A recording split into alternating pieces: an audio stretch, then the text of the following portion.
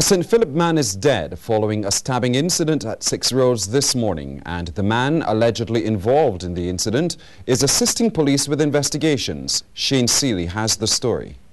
Police are tonight trying to determine the circumstances surrounding the death of 32-year-old Kevin Michael of number 44 Emerald Park East, St. Philip. He was involved in an altercation with another man at 6 Roads roundabout just after 9 o'clock this morning. Michael was reportedly stabbed several times during the incident. He then walked to the nearby St. Philip Polyclinic where he collapsed and died. Police were forced to cordon off a section of the facility, which caused some disruption to service.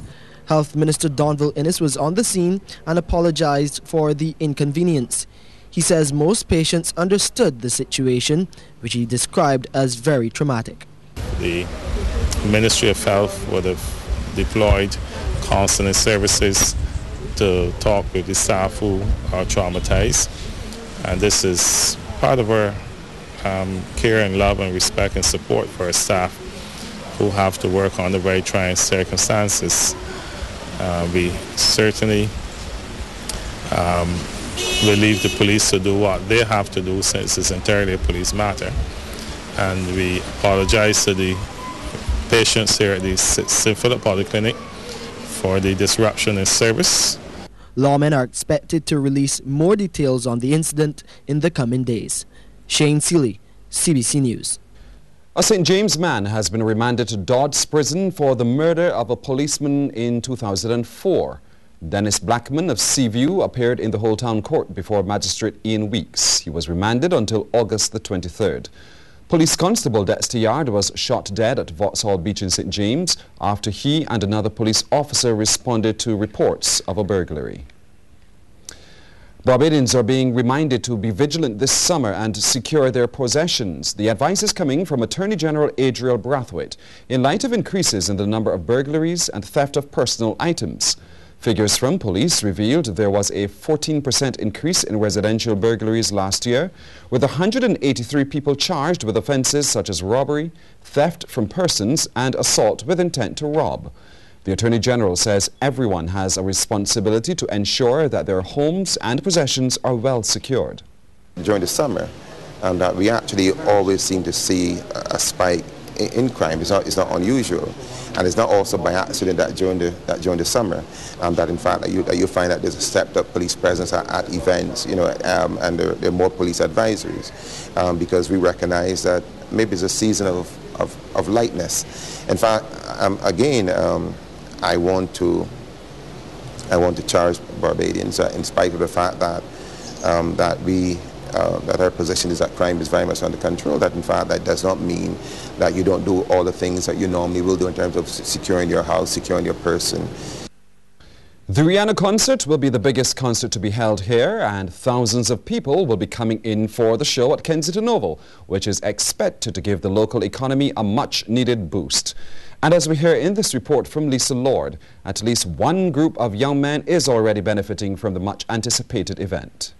At least 36 young men who used to spend their days liming have now found work building the stage for Rihanna's Loud concert. When CBC News visited Kensington Oval, the young men, some of whom can't remember the last time they worked because of the hard times, were perched high on the 70-foot structure. They say the concert has come at a good time for most of them. Ghetto youths on the streets have very good intentions. It's only the right people to get with them, to pull them out, and you see the words that them perform. As you can see, the words that them performing, this 2 days of work, and when we start, we don't know nothing about it. But we up to the time now. Everybody's working very hard. We're making the sport. Everybody's serious and getting the work done, because we only got 5 days to get this thing prepared. I ain't going out there and work hard. I ain't thieving or robbing. I'm just doing it for my little girl. I feel very smart and feel good to be a part of this here, because it come a time that I don't have nothing in my pocket, and it's put money in my pocket.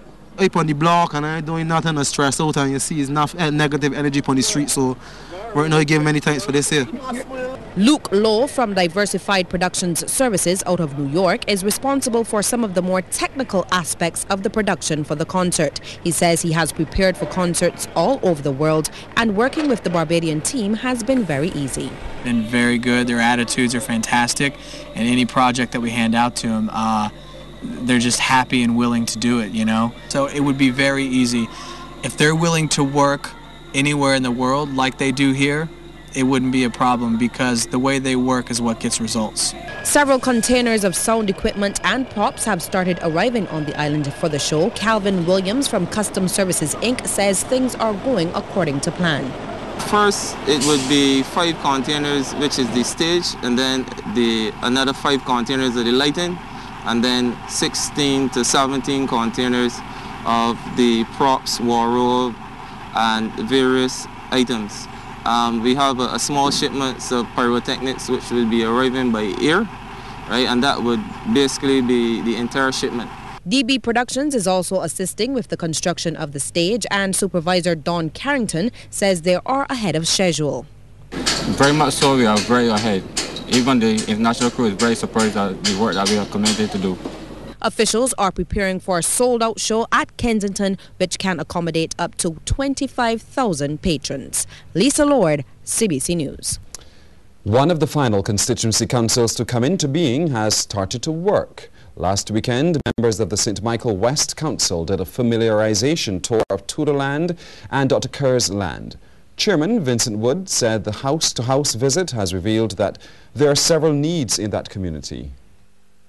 There are persons who have told us of the unemployment, that they need jobs. There are many houses that are in disrepair.